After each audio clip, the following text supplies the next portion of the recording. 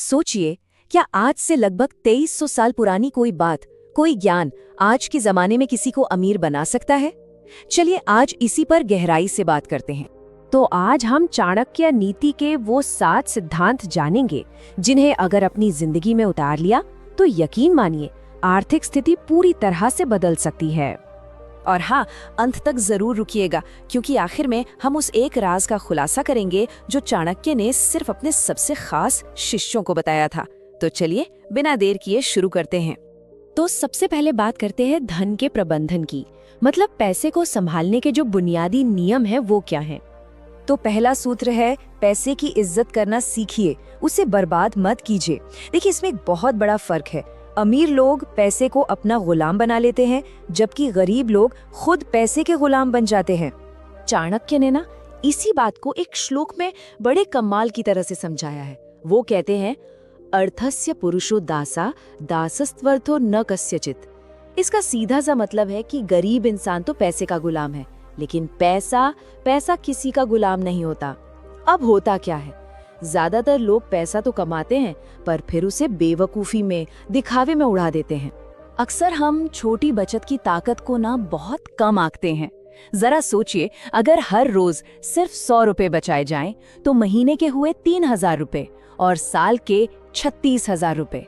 और अगर इसी पैसे को सही जगह इन्वेस्ट कर दिया जाए तो 10 साल में ये रकम 6 से 7 लाख रुपए से भी ज्यादा हो सकती है। कमाल है ना। चलिए अब आते हैं दूसरे सूत्र पर, और वो है, कमाई का सिर्फ एक जरिया मत रखिए। कभी सोचा है कि अगर वो एक जरिया ही बंद हो गया तो क्या होगा? सब कुछ ठप। चाणक्य की सलाह आज के जमाने में भी एकदम सटीक बैठती है। अपनी मेन जॉब या बिजनेस में तो एक्सपर्ट बनिए ही, साथ में इनकम के 2-3 और छोटे मोटे सोर्स बनाइए। जैसे मान लीजिए नौकरी से 50,000 आ रहे हैं, थोड़ा फ्रीलांसिंग कर लिया तो 10,000 वहां से आ गए, स्टॉक मार्केट से 5,000 और शायद कोई ऑनलाइन कोर्स बनाकर 8,000। अब सोचिए, अगर एक सोर्स बंद भी हो जाए तो भी फाइनेंशियल सिक्योरिटी बनी रहती है। अब जो तीसरा सूत्र है वो बहुत ही सख्त है, और वो ये है कि कर्ज से ऐसे बचिए जैसे वो जहर हो।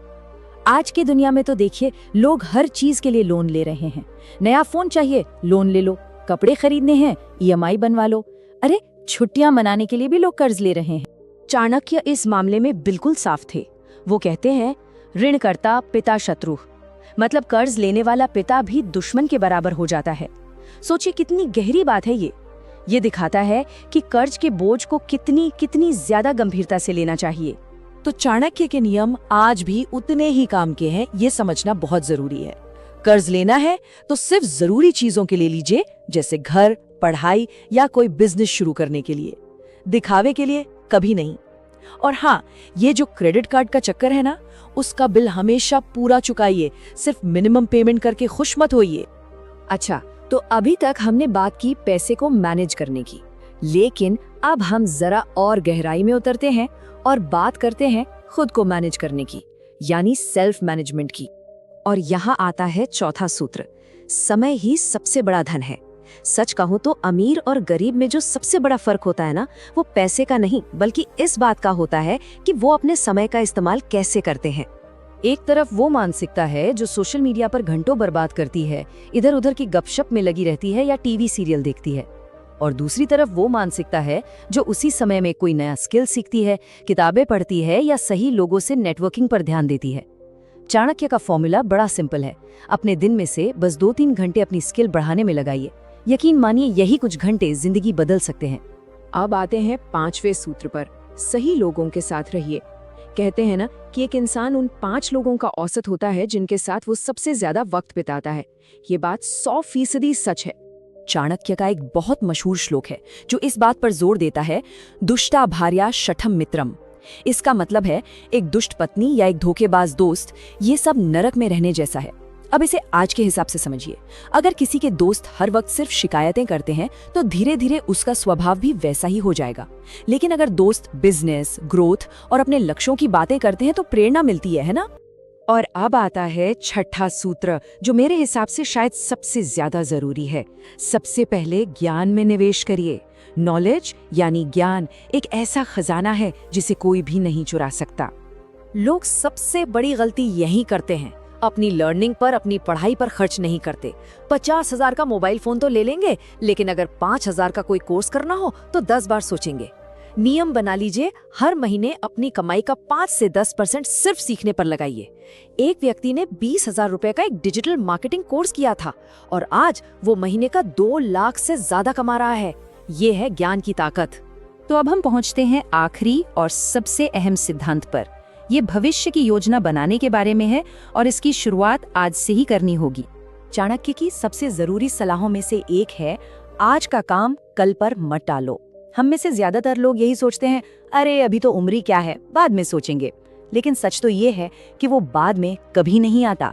इस टाइमलाइन को देखिए जरा। 20s की उम्र है स्किल बनाने और बचत शुरू करने के लिए। 30s में अपने इन्वेस्टमेंट बढ़ाइए, एसेट बनाइए। 40s में पैसिव इनकम के सोर्स तैयार कीजिए ताकि 50s तक फाइनेंशियल फ्रीडम हासिल हो सके। और अब वो समय आ गया है जिसके लिए आप सब इंतजार कर रहे थे। वो रहस्य जिसका वादा शुरू में किया गया था। वो एक सीक्रेट जो चाणक्य ने सिर्फ और सिर्फ अपने सबसे करीबी शिष्य चंद्रगुप्त मौर्य को बताया था।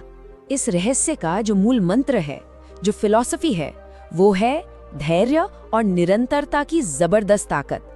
चाणक्य ने कहा था, धैर्य और नियमितता से छोटा सा प्रयास भी साम्राज्य बना सकता है। सोचिए, छोटे छोटे कदमों से साम्राज्य बनाने की बात हो रही है। तो इस महान रहस्य को हम अपनी जिंदगी के लिए 3 बहुत ही आसान रोज के कामों में बदल सकते हैं। बस हर दिन ये 3 काम करने हैं। पहला, 100 रुपए बचाइए। दूसरा, 1 घंटा कुछ नया सीखिए। और तीसरा, एक अच्छा काम कीजिए। बस 365 दिन, सिर्फ 365 दिन ये करके देखिए, जिंदगी बदल सकती है। तो ये थे चाणक्य नीति के वो 7 सूत्र। एक बात हमेशा याद रखिएगा, अमीर बनना सिर्फ पैसे का खेल नहीं है, ये एक माइंडसेट है, एक सोच है। अब सवाल सिर्फ एक है, इन 7 सूत्रों में से वो कौन सा एक सिद्धांत है जिसे कोई आज से, अभी से अपनी जिंदगी में अपनाना चाहे।